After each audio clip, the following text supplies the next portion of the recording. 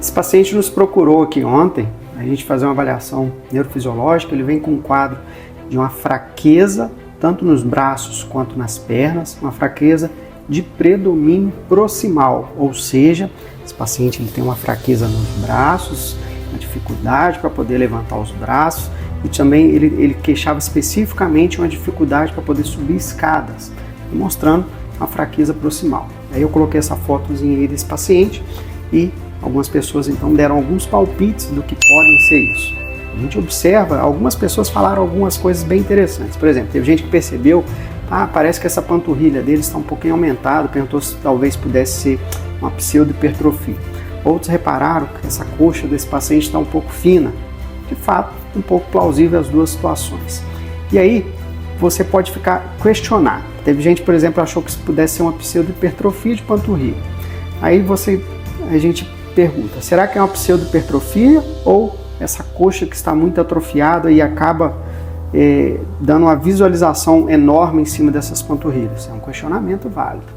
Uma outra possibilidade, não, de fato, se seria uma pseudohipertrofia, para a gente pensar numa doença muscular, a clínica do paciente corrobora com isso, uma fraqueza proximal, dificuldade para subir escada, dificuldade para poder levantar os braços. A gente tem que sim pensar em doença muscular. Como eu já sei que algumas pessoas irão perguntar o que é a pseudohipertrofia, seria mais ou menos isso aqui, ó. É um paciente que tem distrofia muscular de Duchenne. Vou chegar para cá, vocês vão avaliar bem essa panturrilha aqui. Apesar dela estar um pouquinho volumosa, um pouquinho gordinha, é um músculo fraco. Por que então isso acontece então? Nesses casos, o paciente ele tem uma doença muscular e a fibra muscular vai morrendo e ela vai sendo substituída por gordura. Então, onde era para ter fibra muscular, vai sendo preenchida por gordura e também até mesmo quadros fibróticos. E então isso dá um volume, só que não de músculo, mas de gordura. Quando você palpa, é bem durinho, com uma consistência um pouco diferente de músculo propriamente dito. Esse paciente, quando você palpava, você sentia bem a fibra muscular. Então, não me parece um quadro de hipertrofia de panturrilha. Como algumas pessoas perguntaram se poderia ser de Duchenne, esse paciente ele tem 26 anos. Vamos lembrar que o paciente com distrofia muscular de Duchenne, normalmente no início da adolescência, ele já está perdendo a sua capacidade de andar. Então, o paciente já está evoluindo então, para a cadeira de rodas. Esse paciente tem 26 anos e ele anda, como vocês puderam ver, observar bem no vídeo dele.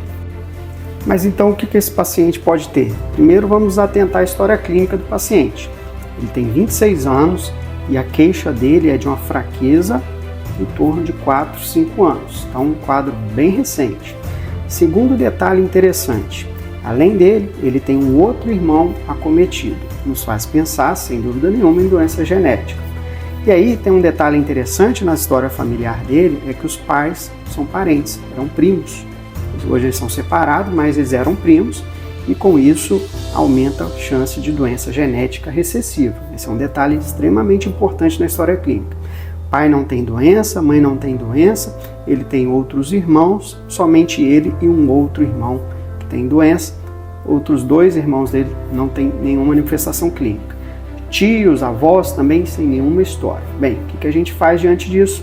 Alguns detalhes são importantes. Primeiro, a gente pensar quais as musculaturas que estão mais fracas, ajuda a gente a ter um certo raciocínio, e também o que a gente encontra no exame físico. Desde achados de fraqueza facial, que esse paciente não tem, fraqueza ocular esse paciente não tem, então a gente pode, por exemplo, afastar a possibilidade de distrofia oculofaríngea, distrofia face-escapulohumeral também fala um pouco contra, apesar dele ter escápula alada. Outra questão importante é a avaliação cardiológica. Esse paciente ele não tem queixa cardiopulmonar. Então, o paciente ele não tem queixa respiratória, ele não tem queixa de palpitação, ou seja, isso fala contra uma doença muscular que tenha um comprometimento da função cardíaca. Então, existem algumas formas de distrofias, principalmente as distrofias de cintura, particularmente relacionado à laminina, por exemplo, onde o paciente ele tem muita insuficiência cardíaca e também risco grande de arritmias. Ele não tem história familiar de arritmia, não tem história familiar de doença cardiológica. Então, é um dado importante que a gente precisa saber desses pacientes. Outra questão importante, observar a boca do paciente, observar se ele tem palato-ogival pode nos direcionar, por exemplo, para miopatias congênitas, observar se esse paciente tem miotonia. A gente observou, a gente avaliou e não encontramos miotonia.